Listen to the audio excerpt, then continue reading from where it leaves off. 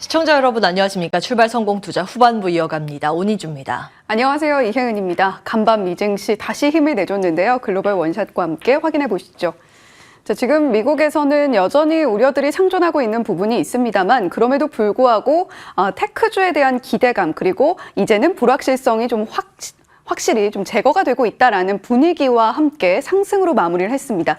특히 나스닥 지수가 1.3%로 가장 큰 폭의 오름세를 보여줬고요.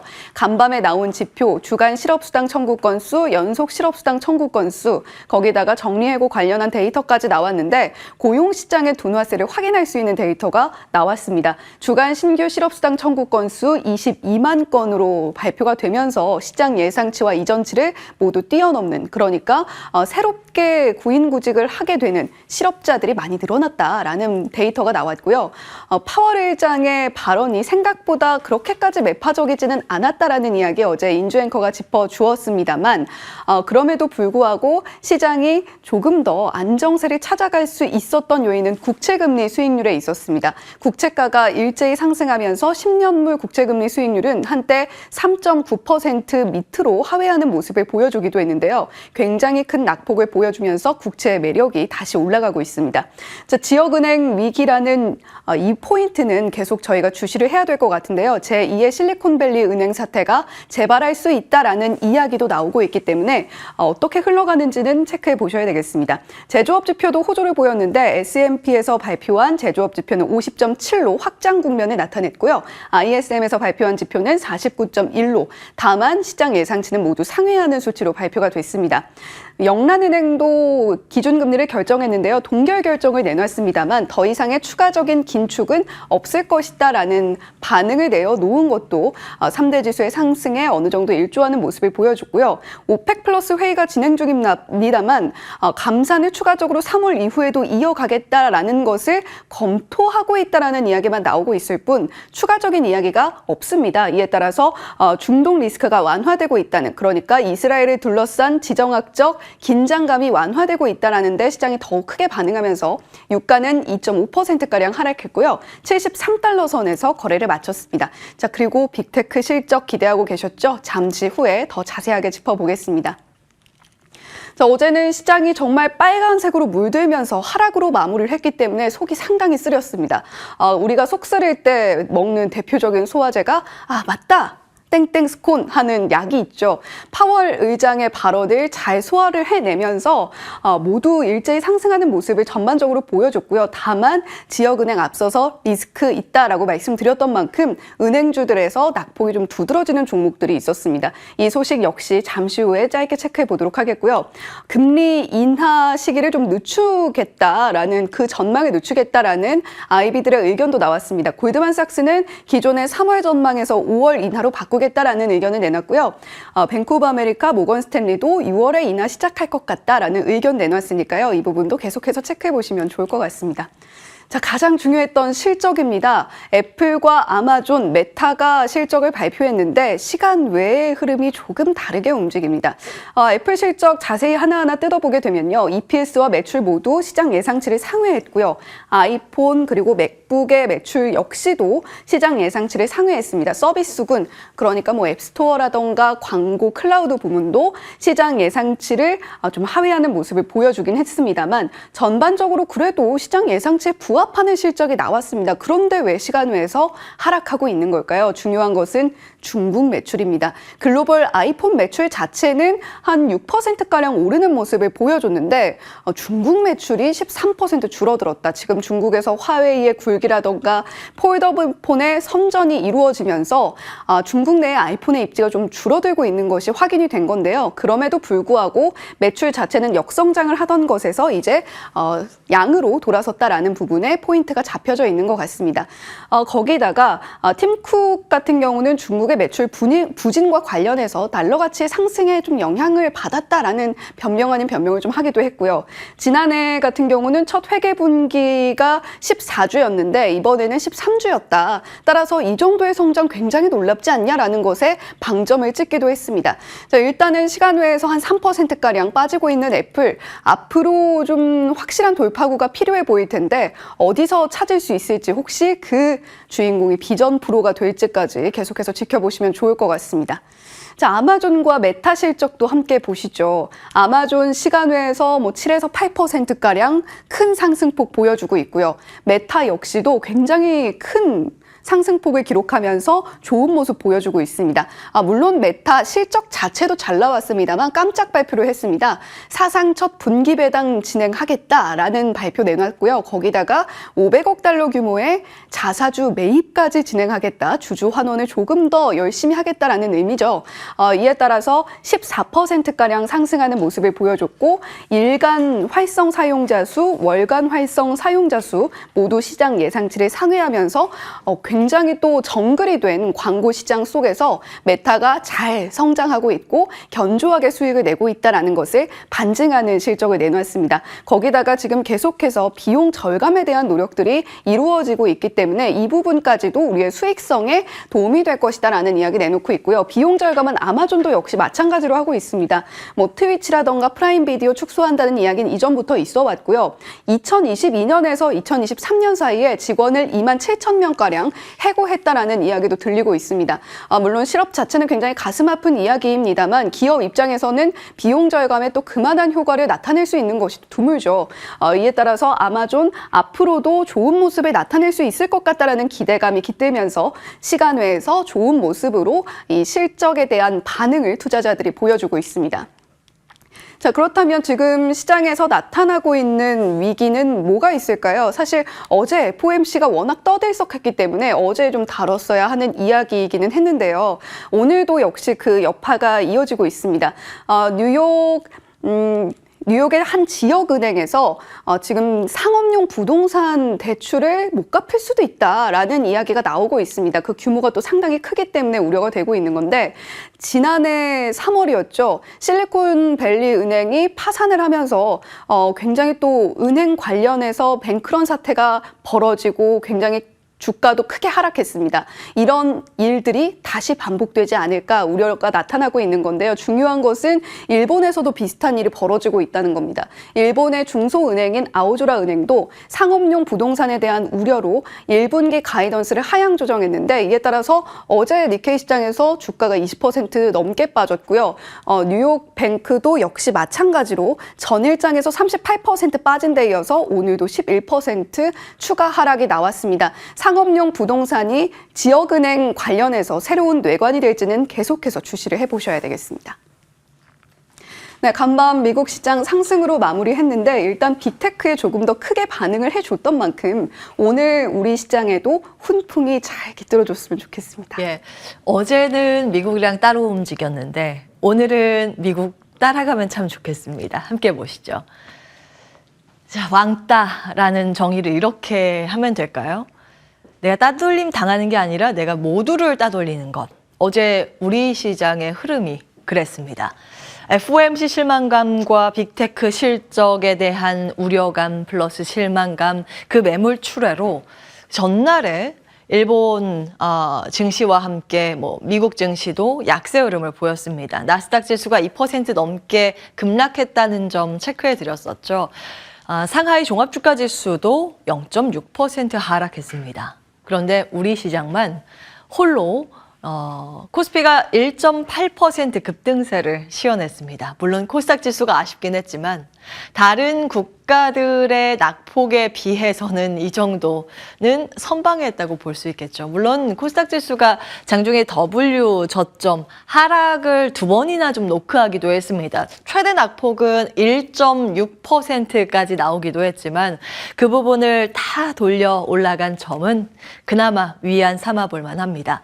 코스피 쪽에서 업종별로 시세가 좀 좋았던 걸 가지고 왔습니다. 코스피 상승률 대비했을 때 아웃퍼폼, 더 많이 상승한 업종들만 정리해봤고요. 한 가지 특징 보이시죠? 보험, 증권, 은행, 자동차, 화학, 건설, 철강 모두 저 PBR 업종입니다. 그 가운데 요즘 시장에서 주목을 받고 있는 보험, 증권, 은행, 자동차 이 4개 업종에서는 어제 무더기 신고가가 나왔습니다. 더블 배당 모멘텀 가지고 있다는 점 지난해 12월부터 당점사에서 체크해드려서 익숙하게 이제 들리시겠지만 기아 같은 경우 어제 그렇게 상승을 했는데 PBR은 0.93배, 아직 한 배 청산 가치에 미치지 못하는 상황입니다. 어제 급등을 하면서 주가는 10만 원을 돌파했죠. 2011년, 한 3년 전에 애플카 이슈로 막 급등을 했을 때 그때 10만 원 터치하고 바로 내려왔었는데 다시 한번 그 고점을 벗겨내는 모습이 의미심장했습니다. 그리고 지주사 격인 삼성물산 신고가 경신을 했고요. 증권과 금융지주 안에서 신고가는 워낙 많아서 다 기입하진 않았습니다. 어제 다시 한번 정부 정책에 대한 기대감, 훈풍이 한번 더 돌았던 건 최상목 부총리 겸 기획재정부 장관이 저PBR주 재고 대책에 대해서 2월 중에 구체적으로 언급할 것이다 라는 코멘트를 하면서 시장에서 주목을 다시 받은 건데요. 완성차와 금융 더블 배당이라는 모멘텀 가지고 있습니다.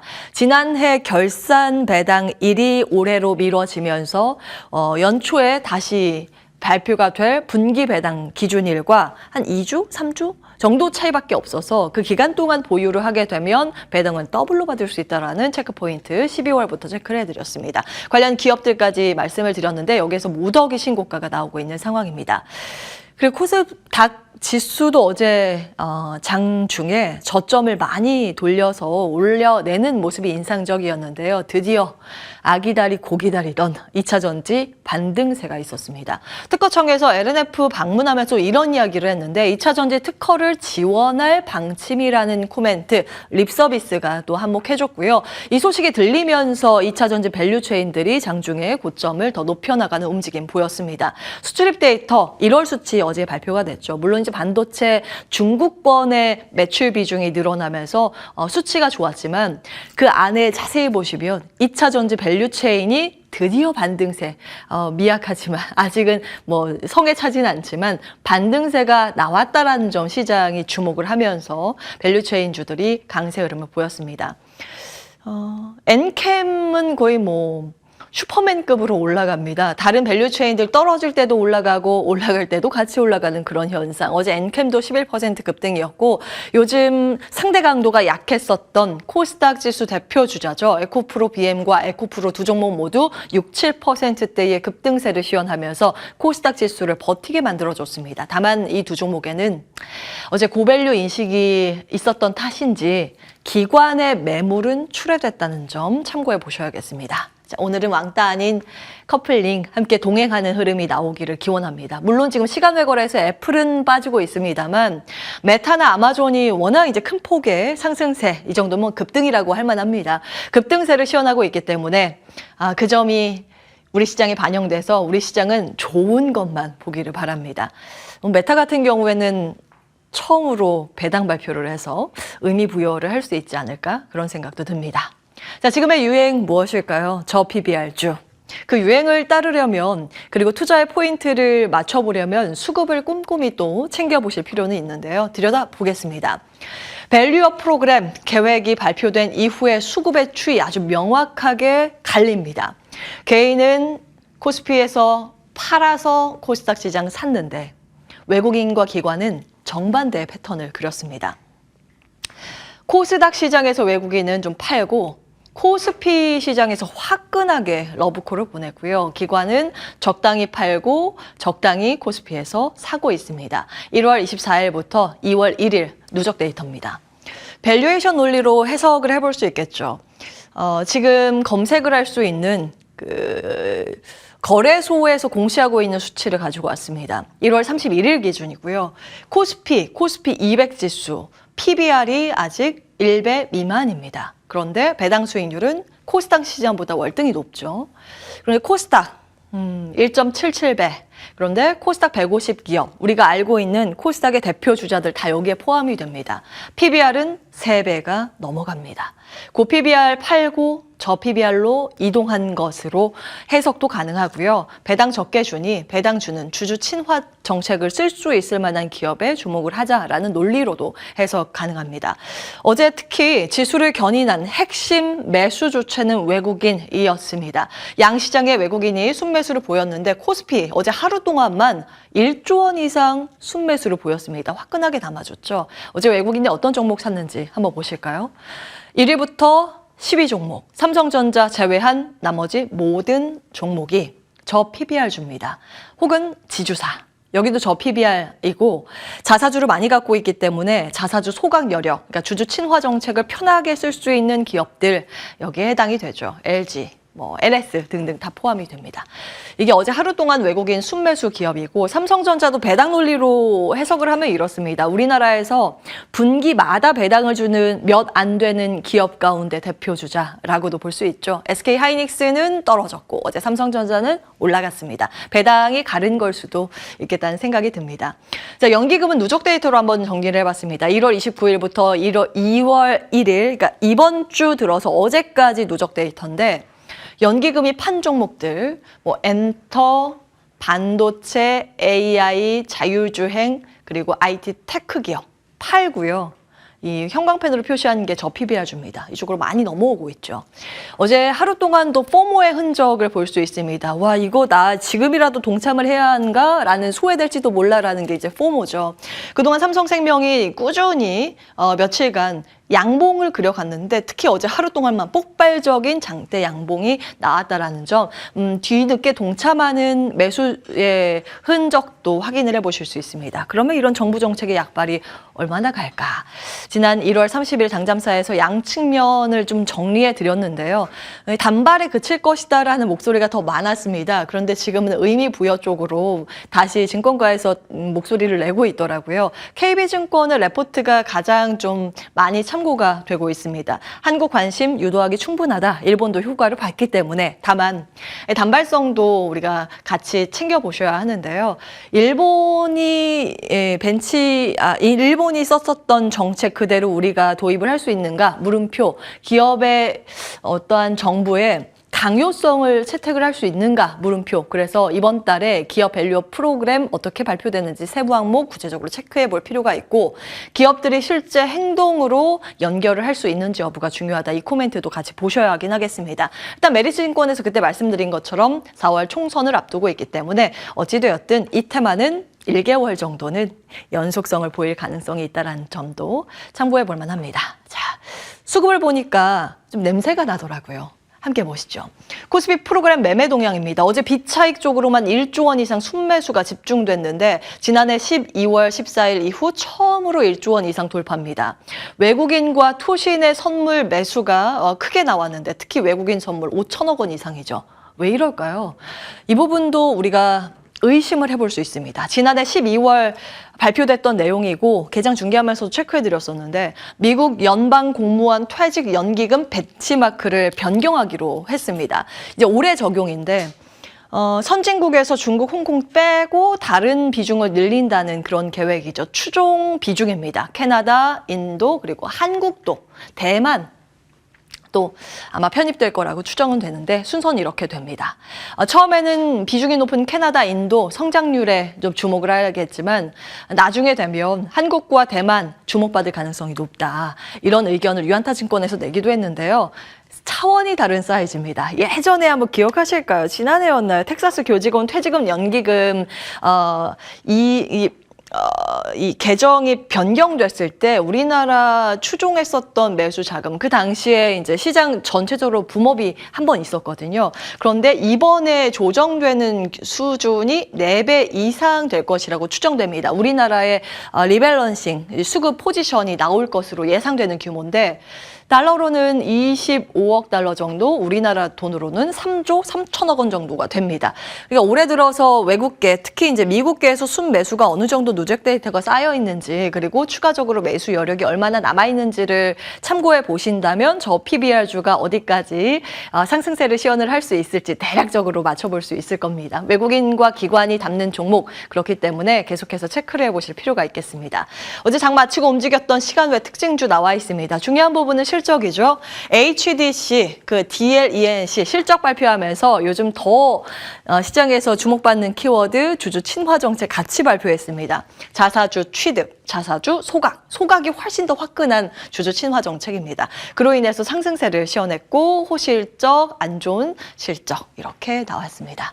오늘 주요 일정 현대차, 기아 1월 판매 데이터 이제 숫자도 중요하기 때문에 같이 참고해 보셔야겠고요. 애플의 비전 프로 미국 공식 출시이기도 합니다. 밸류 체인들이 주가 반응이 좋지는 않은데 어찌되었든 글로벌 주요 테마 이벤트 가운데 2월 중요한 부분 세 가지 중에서 한 가지가 여기에 해당이 되기 때문에 밸류 체인들 다시 한번 쭉 정리해 보실 필요는 있겠습니다. 과거에 이제 정리를 해드렸던 내용이고 이번 달 2월 테마 투자 의견 삼성증권의 레포트 내용 축약해 왔습니다. 참고해 보시죠. 당잠사였습니다.